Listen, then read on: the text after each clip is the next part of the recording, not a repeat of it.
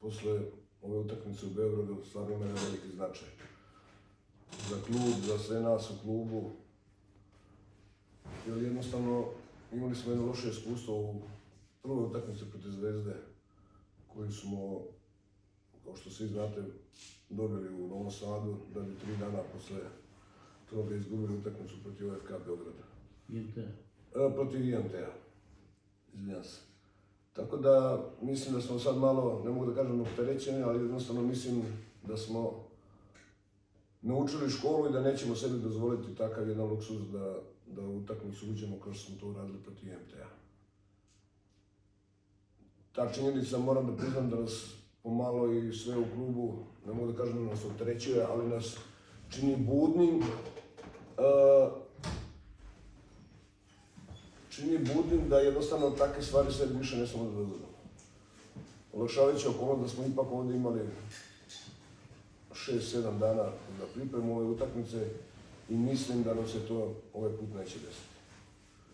S druge strane, OFK Beograd je jedna stvarno kvalitetna ekipa što je pokazala tokom ovog prvenstva i mislim da što se tiče bodbenog salda da su tu malo zakazali, ali njihov kvalitet je evidentan. Znači, ne stvaraju jednu dobru ekipu, jednu ofanzivnu ekipu i mislim da će to biti jedna i više nego dobra utakmica.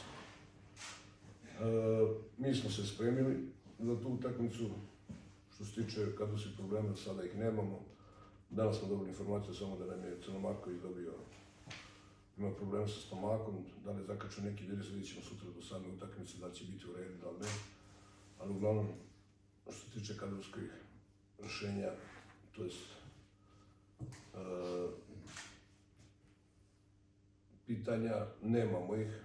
Mislim da ćemo izaći u najjačem sastavu i da ćemo sve od sebe da obradimo ovu našu novosadsku publiku, jer mislim da će na ovu zadnju utakmicu da se odazovu malo većem broju, jer mislim da imaju i razloga za tako nešto i ja ih ovom prilikom i pozivam. Ovo je zadnja utakmica u Novom Sadu, gdje možemo stvarno s jednom pobjedom i uz normalno njihovu pomoć da ostavimo stvarno jedan značajan rezultat u ovoj sezoni, da se, da tako kažem,